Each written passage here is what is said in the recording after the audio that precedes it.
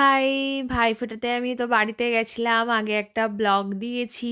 সবাই দেখেছো। ভীষণ মজা করেছি ভাইফোঁটা। আমরা প্রতি বছরই এরকম বড় করে সেলিব্রেট করি ভাইফোঁটা।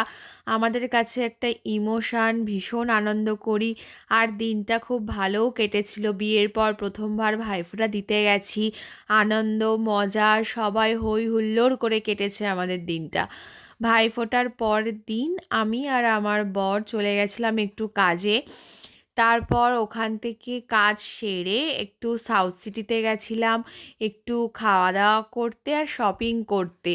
টুকটাক একটু কেনাকাটা করলাম, সামনে আমাদের ঘুরতে যাওয়া আছে, সেজন্য খুব টায়ার্ড ছিলাম। সেই সকালে বের হয়েছি বাড়ি থেকে, আর প্রায় 3টে সাড়ে 3টে বেজে গেছিলো ওখানে যেতে যেতে। তো আমরা আগে ভাবলাম খাবো, খেয়ে নিয়ে তারপর শপিং করব। দেন আমাদের কমপ্লিট হয়ে যাওয়ার পর আমরা বাড়ি চলে এসেছিলাম। বাড়ি এসে দেখি দিদিভাই কত বাজি কিনে রেখেছে। আমি বাজি ফাটাতে খুব ভালোবাসি, তো বললাম চলো সবাই মিলে গিয়ে একটু বাজি ফাটাবো। ভীষণ মজা করেছি আমরা, এত আনন্দ হচ্ছিল, মানে দেওয়ালির পর দেওয়ালিতেও তো আমরা বাজি ফাটিয়েছি, কিন্তু এত মজা হয়নি।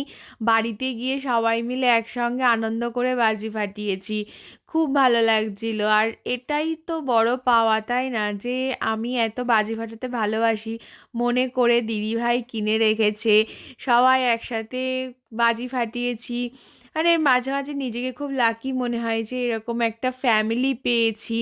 আমার বর বলে নয়, আমার শাশুড়ি মা তো আমি বলিই না, ভাবিই না, আমার মা মাম্মাম বলেই ডাকি, দিদিভাইও তাই।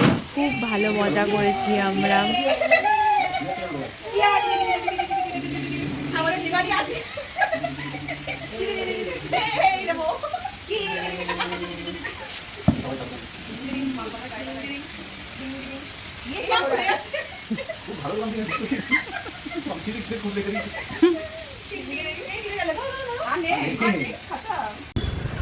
হাই, আমরা একটু শপিং করতে বেরিয়েছি। আসবো আর শপিং করবো না, এটা তো হয় না, তাই একটু শপিং করতে যাচ্ছি। এই যে ব্যারাকপুর যাচ্ছি।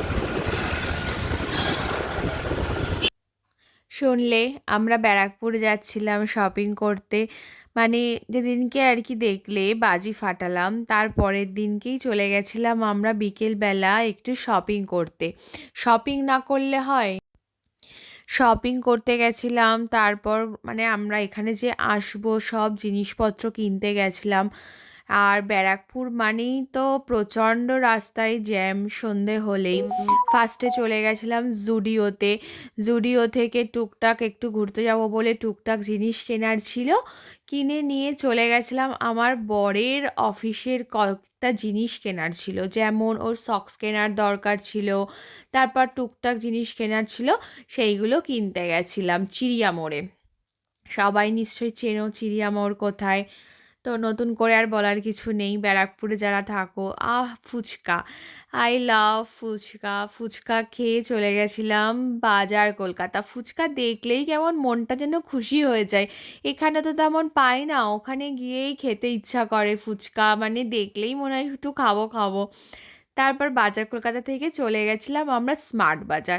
স্মার্ট বাজার থেকে অনেক কিছু কিনে নিয়ে, এই ঝুড়িগুলো আমার খুব পছন্দ হচ্ছিল, ভাবছিলাম নেব, কিন্তু আর সময় ছিল না দেখে যে নেব। অনেক মানে টাইমও হয়ে গেছিলো, বাড়ি এসে আবার একটু রান্না করতে হতো।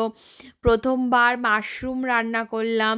আমরা রান্না করছিলাম আর আমার বর খালি ইয়ার্কি করছিল ফোন নিয়ে, খালি ভিডিও করছে, মজা করছে। আমরা বলছিলাম যে রান্নার ভিডিও করো, আমাদের ভিডিও করতে হবে না। এই করে দিনটা খুব ভালোই কাটলো। টাটা।